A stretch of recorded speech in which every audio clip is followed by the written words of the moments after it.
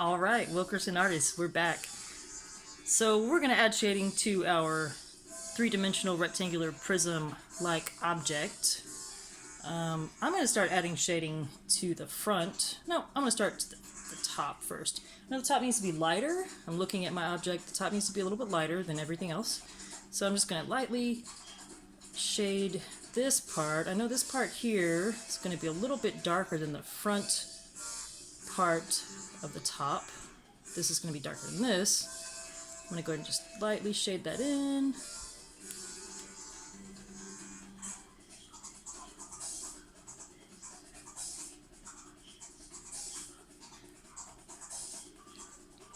I'm kind of using hatching and scumbling, like kind of messy hatching.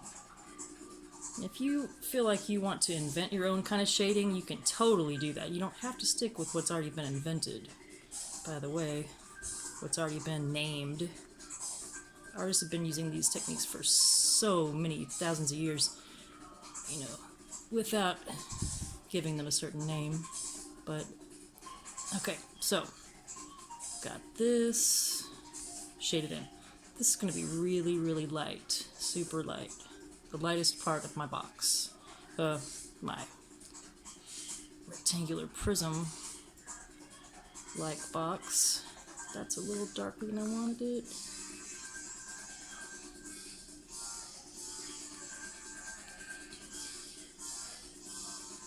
Alright, so I'm just gonna kind of smudge that a little bit. Cool.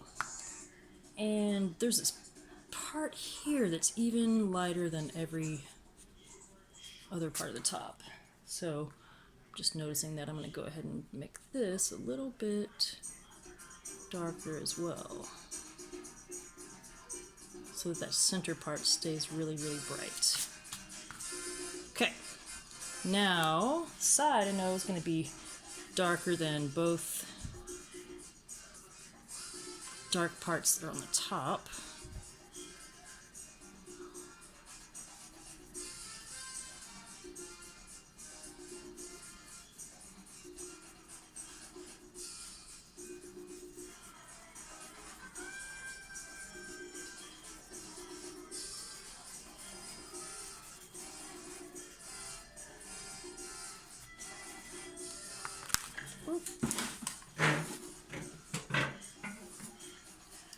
Okay. Just wanted to erase that little part right there.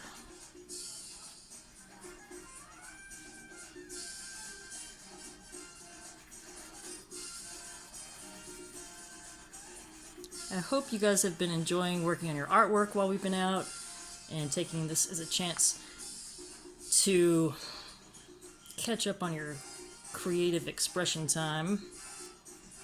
I got so many responses today. Students working on their artwork. Those photos you guys emailed me of you working on your artwork, showing me what you've been working on since we've been social distancing, were amazing. Thank you guys so much for sending those in.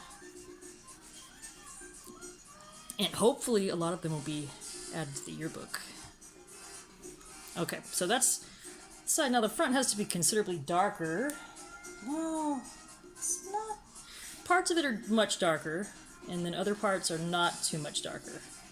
The lower parts seem to be the darkest, but I'm really paying attention to it.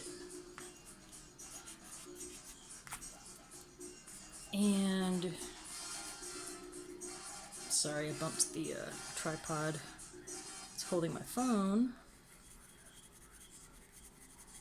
I'm getting a little better at working around that, but it's not that easy.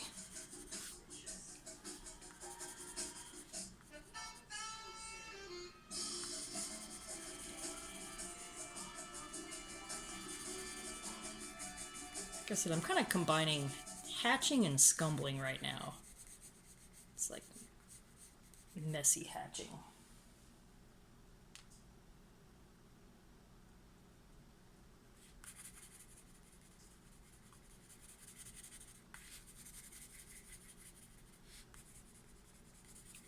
When the music stops like that, it usually means that our internet is not working so well. So, hope that will come back on in just a minute. Alright, so I'm going to keep going. And if you haven't started making any art yet, since we've been out, it's never too late to start. Oh, I wanted this part to be a little bit lighter than the bottom, so I'll take a little bit of that off. Okay. It's got to be darker than the side, but a little bit lighter than the bottom. Okay, there we go. Music's back on.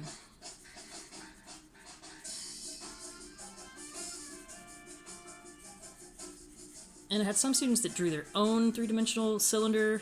I had some students that drew the toilet paper roll along with me and added some incredible shading. I've had students working on paintings and drawings. It's incredible. If you like to make three-dimensional art and you have anything that you can make that with, like cardboard, tape even, you know, you can always use like air dry clay if you have it. Any materials really, like paper towel rolls, cylinders.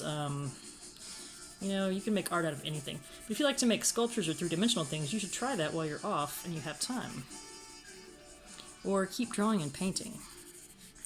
Alright, so I'm going to keep on adding this shading here. Before our time is up, I'm going to try to get these videos down to being a little bit shorter so you have lots of work time. And don't forget to pause whenever you need to. Pause whenever you feel like you need to catch up on your drawing, and then you can play again to see how far I've gotten on mine. And that kind of thing.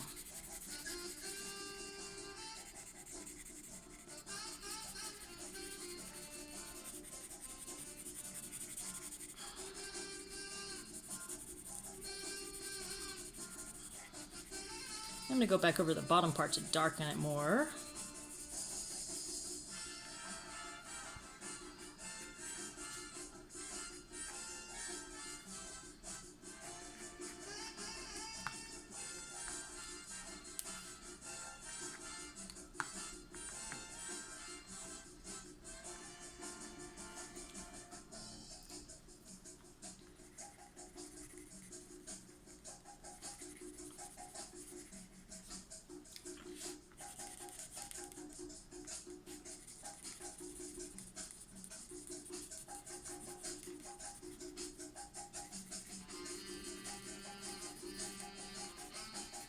Alright, getting that to be a little darker down there. I'm going to smudge this and see what it's going to look like.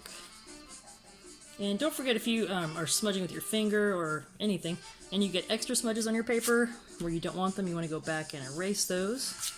So your shading on your drawing shows up the most and is the most noticeable, and nothing else is distracting us from that.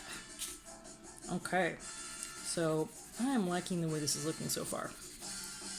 I'm going to start working on this shadow. Now this shadow, oh, it's kind of tricky. It's a little, the bottom of the box is darker down here than I have it. This shadow here is not as dark as that. It's a little bit lighter. And it's definitely not as dark as the front of my rectangular prism lemon butter and herb rice box. So I'm going to start adding this shading here, and I'm going to stop really soon. I'm going to stop this video soon so you can finish your drawing, and then I'll show you what this looks like at the beginning of our next drawing video. I'll be getting your next week's assignments to you Sunday evening or Monday morning, and letting you know. I'll put the link to the first video for next week on that assignment sheet, okay? And we'll just go from there. So I'm going to stop here and let you finish your drawing and catch up with you next time. Thanks. Have a good day.